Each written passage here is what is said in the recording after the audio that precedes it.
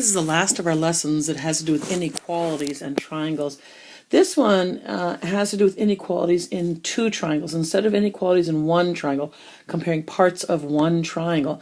This is where we're going to have two or more triangles and we're going to compare, meaning find things that are longer and shorter. So we're going to start this by thinking about if you had two sticks.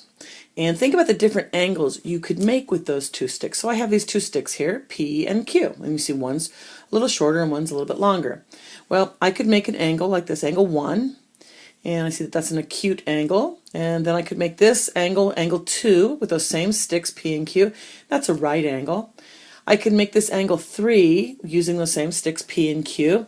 It's a little bit bigger angle. It's an obtuse angle. And here's angle 4, which is even more obtuse, using the same sticks P and Q. And we could do some comparing.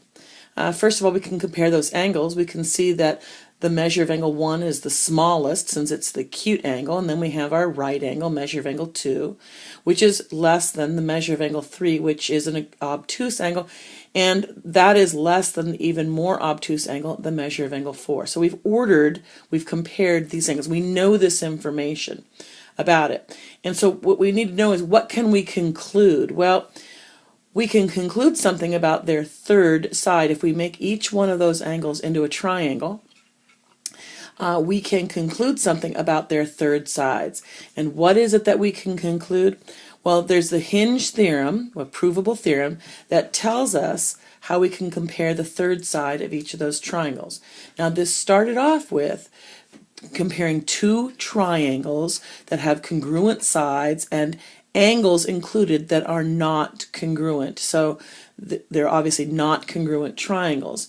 And that is that the triangle that has the included angle that is smaller, say angle 1, will have the shorter third side, and the triangle with the larger included angle, like angle 4, will have the longest third side. And so therefore we can compare those four third sides. We can compare side A and B and C and D and see that A is the shortest, B is the next one, it's a little bit longer, and then there's C, which is a little bit longer than that, and finally there's the longest, which is D.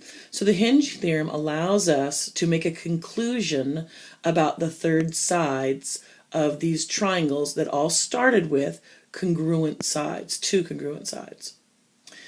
We have the converse of the Hinge theorem, which, here's what it's stated, so you know the actual statement. It says if two sides of one triangle are congruent to two sides of another, and their third sides are not congruent. So because that we know they're not congruent triangles because we do not have side, side, side, then the larger included angle, so we'll know something about the angles, the larger included angle is across from the longer third side. Oh.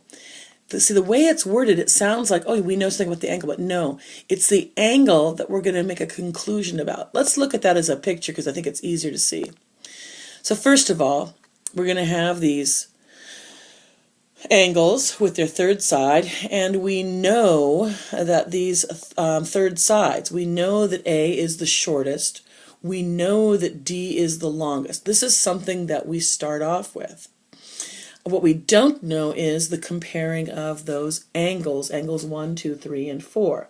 But the converse of the Hinge theorem says, oh, well, if the sides of the third sides are known to be shortest to longest, then we can conclude that the measure of angle 1 is the smallest angle, all the way up to the measure of angle 4, which is going to be the largest angle.